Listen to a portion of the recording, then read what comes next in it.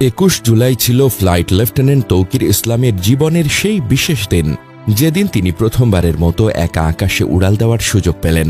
বিমান বাহিনীতে যারা পাইলট হিসেবে যোগ দেন তাদের সবার প্রথম স্বপ্ন থাকে, আমি হব একজন ফাইটার পাইলট, হব একজন টম ক্রুজ। সেই স্বপ্ন পূরণের পথে যে কঠিন বাস্তবতা ও দীর্ঘ প্রশিক্ষণ, সেটাও পেরিয়ে এসেছিলেন তৌকির। শত প্রতিযোগিতা, শত বাছাইয়ের পর মাত্র হাতে গোনা কয়েকজনকে সুযোগ দেওয়া হয় ফাইটার ট্রেনিংয়ের জন্য। তৌকির সেই ভাগ্যবানদের একজন ছিলেন। 21 জুলাই ছিল তার প্রথম সোলো ফ্লাইট মিশন, একজন পাইলটের জীবনের সবচেয়ে গুরুত্বপূর্ণ মাইলফলক। এর আগে সকল ট্রেনিং ছিল ডুয়েল ককপিটে প্রশিক্ষকের সঙ্গে, আজ ছিল একক উড্ডয়ন। কিন্তু সেই স্বপ্নময় দিনটাই পরিণত হল দুঃস্বপ্নে। সামাজিক মাধ্যমে ওয়াহিদুন নবী লিখেছেন, তৌকিরের ট্রেনিং শেষ হয় আরও 3 দিন আগে এবং সে একা ফ্লাই করার জন্য কোয়ালিফাই করে। নিয়ম হচ্ছে যেদিন কোয়ালিফাই করে সেই দিনই প্রথম সোলো ফ্লাই করা। যেহেতু সেই দিন পরে আবহাওয়া খারাপ হয়ে যায় এবং পরের 2 দিনও আবহাওয়া অনুপযোগী এবং ছুটি ছিল, তাই একা ফ্লাই করার অনুমতি পায় নাই।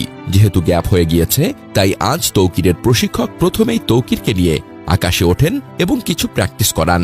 এরপরে ইনস্ট্রাক্টর ডুয়েল সিট থেকে নেমে যান এবং তৌকিরকে একা ছেড়ে দেন ওর স্বপ্ন পূরণের জন্য। যেহেতু কোনো ভুল করে নাই ট্রেনিং ফ্লাইটে, তৌকিরের ট্যাক্সি, টেক অফ সবই ছিল ভালো। প্রথম একা ফ্লাই করার দিনে পুরো স্কোয়াড্রন সাজ রব থাকে ওয়েলকাম করতে।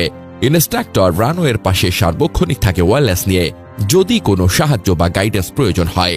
তৌকির টেক অফ করার 5 থেকে 7 মিনিটের মাথায় ইনস্ট্রাক্টর দেখতে পান এক ধরনের অস্বাভাবিক আচরণ। ফাইটার জেটটি বিমানবন্দরে উত্তর দিক থেকে ঘুরে দক্ষিণ দিকে উচ্চতা হারাচ্ছে। প্রশিক্ষক ওয়্যারলেসে বারবার যোগাযোগ করার চেষ্টা করে ব্যর্থ হচ্ছিলেন। কয়েক সেকেন্ডের মধ্যেই যা হবার তাই। ফাইটার জেটটি এমন অবস্থায় ছিল যে নিশ্চিত বিমানবন্দরের ইন্টারন্যাশনাল পার্কিং বরাবর পড়ার কথা। কিন্তু শেষ মুহূর্তে তৌকির কিছু একটা করেছে হয়তো, যা বিমানটিকে অন্যদিকে ডাইরেক্ট করেছে। ধারণা করা হচ্ছে ফাইটার জেটটিতে complete control loss, power loss এবং রেডিও ফেইলিওর একসাথে হয়েছে। সাধারণত নতুন ফাইটার পাইলটদের একা প্রথম ফ্লাইটে সবচেয়ে ভালো বিমানটি দেওয়া হয়, কিন্তু তবুও কেন হলো বোঝা যাচ্ছে না। বিমান বাহিনীর ইতিহাসে প্রথম একা ফ্লাইটে এটাই প্রথম দুর্ঘটনা।